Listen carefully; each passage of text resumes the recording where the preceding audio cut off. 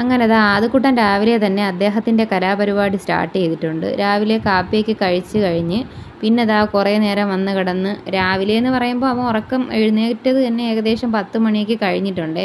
അതിനുശേഷം കാപ്പിയൊക്കെ കഴിച്ച് കഴിഞ്ഞതിന് ശേഷമാണ് അമ്മയും അച്ഛനും കൂടിയൊക്കെ വന്ന് അവരുടെ അടുത്ത് കുറേ നേരമൊക്കെ ഇരുന്ന് കഥയൊക്കെ പറഞ്ഞിട്ട് ഉച്ചയായി TV കണ്ടുകൊണ്ടിരിക്കുന്നു. അതിനിടയിൽ അമ്മയ്ക്കും അച്ഛനും ഞാൻ ഉച്ചയ്ക്കത്തെ ചോറൊക്കെ റെഡിയാക്കി അവർക്ക് ഫുഡൊക്കെ കൊടുത്തിട്ടുണ്ട്. അവർ വന്നിരുന്ന് ഫുഡെല്ലാമൊക്കെ കഴിച്ച് കുറേ നേരമൊക്കെ ഇരുന്നതിന് ശേഷം 2 പേരും പോകാൻ ഇറങ്ങുവാണ്. അച്ഛന് കുടുംബ യൂണിറ്റ് എങ്ങാണ്ടൊക്കെ ഉണ്ട് എന്ന് പറഞ്ഞിട്ടാണ് അച്ഛൻ നേരത്തെ ഇറങ്ങാനായിട്ട് ഇരുന്നതാണ്.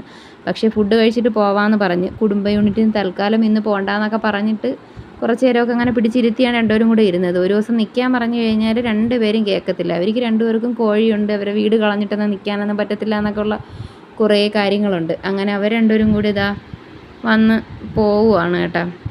ഇങ്ങനെ വന്നിട്ട് പോകുമ്പോഴത്തേക്ക് എന്തൊരു ചെറിയൊരു വിഷമം. അങ്ങനെ അവർ 2 പേരും കൂടിയൊക്കെ പോയി. ആദ്യക്കുട്ടൻ ഇവിടെ നിന്ന് ടാറ്റയൊക്കെ പറഞ്ഞ് നിന്ന് മെഴുകുന്നുണ്ട്. അവനെ പോകാൻ വിളിച്ചപ്പോഴത്തേക്ക് അവൻ വരുന്നില്ല എന്നൊക്കെ പറഞ്ഞിട്ടാണ് ഈ കോപ്രായങ്ങളൊക്കെ നിന്ന് കാണിക്കുന്നത്. നമുക്ക് ഇവിടെ നിന്ന് ബസ് സ്റ്റോപ്പ് കുറച്ച് നടക്കാനുണ്ട്. അപ്പോൾ 2 പേരും കൂടി നടന്നിട്ടാണ് പോകുന്നത്. അപ്പോൾ അതൊക്കെ കഴിഞ്ഞിട്ട് ആദ്യക്കുട്ടൻ കയറിപ്പോയി. ഞാൻ കറിയിൽ കിടക്കുന്ന ചിക്കൻ എടുത്ത് പൊരിച്ചോട്ടെ എന്ന് ചോദിക്കാനാണ് പോയത്. ഞാൻ തിരിച്ച് കയറി വന്നപ്പോൾ എൻ്റെ അടുക്കള കിടക്കുന്ന കോലം കണ്ടു. എൻ്റെ സ്റ്റൗവെല്ലാം എണ്ണയൊക്കെ ആക്കി സെറ്റാക്കി നല്ല ബഹുവിശേഷമാക്കി ഇട്ടിട്ടുണ്ടായിരുന്നേ. അങ്ങനെ ഞാൻ അതൊക്കെ ഫുള്ളൊന്ന് ക്ലീൻ ചെയ്ത് സെറ്റാക്കി മാറ്റി വയ്ക്കുന്നുണ്ട്. സംഭവം ഈ ചൂടത്ത് ഈ അടുക്കളയിൽ നിൽക്കുന്ന കാര്യം ഭയങ്കര ബുദ്ധിമുട്ടാണ്. എനിക്ക് തോന്നുന്നു എനിക്ക് മാത്രമൊന്നുമല്ല, അടുക്കളയിൽ നിൽക്കുന്ന ഒരുവിധം എല്ലാവരുടെയും അവസ്ഥ ഇതൊക്കെ തന്നെയാണ്. എത്രയും പെട്ടെന്ന് അടുക്കളയിൽ നിന്ന് ഇറങ്ങി ഓടിയാൽ മതി എന്ന് ചിന്തിക്കുന്ന ആൾക്കാരായിരിക്കും എനിക്ക് ഇപ്പോൾ കൂടുതലായിട്ടും ഉള്ളത്.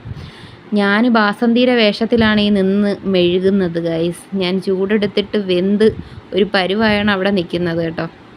എൻ്റെ കോലം കണ്ടിട്ട് എനിക്ക് തന്നെ എന്നോട് എന്തൊക്കെയോ തോന്നി.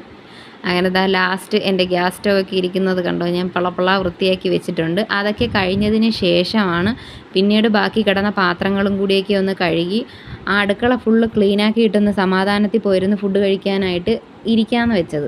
കിടക്കുന്ന പാത്രങ്ങളെല്ലാം കൂടി ഒന്ന് കഴുകിക്കൊണ്ട് നിന്നപ്പോഴാണ് ആദ്യക്കുട്ടൻ എന്തോ കാണിക്കാനായിട്ട് എന്നെ വിളിച്ച് എൻ്റെ അടുത്തോട്ട് വന്നത്. ആ സമയത്ത് ഞാനൊന്ന് തിരിഞ്ഞ് നോക്കിയിട്ട് പാത്രത്തിൻ്റെ വക്കിലെവിടെയോ ആ സൈഡ് എവിടെയോ പൊട്ടിയിരിക്കുമായിരുന്നു.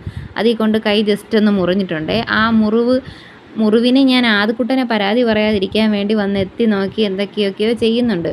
കിടന്ന ബാക്കി പാത്രങ്ങളും കൂടെയൊക്കെ കഴുകി വയ്ക്കുന്നുണ്ട്. ഞാൻ ഇടയ്ക്കിടയ്ക്ക് അപ്പുറത്തോട്ട് നോക്കുന്നത് വേറൊന്നുമല്ല ഗൈസ്. ഇടയ്ക്ക് നമ്മുടെ വീടിൻ്റെ അപ്പുറത്തുള്ള മാവൻ വന്നിട്ട് പറഞ്ഞിട്ടുണ്ടായിരുന്നു അവിടെ ഒരു മൂർഖം വന്നെന്ന്. അങ്ങനെ പേടിച്ചിട്ടാണ് ഞാൻ ഇന്ന് ഈ അടുക്കളയിൽ നിന്ന് കഴുകുന്നത് കേട്ടോ. അപ്പോൾ എത്രയും പെട്ടെന്ന് കഴുകിയിട്ട് അടച്ചിട്ട് കയറി പോകാനായിട്ടുള്ള പരിപാടിയാണ്. അപ്പോൾ ഇന്നത്തേക്ക് വീഡിയോ ഇത്രയേ ഉള്ളൂ. Tata bye bye, see U.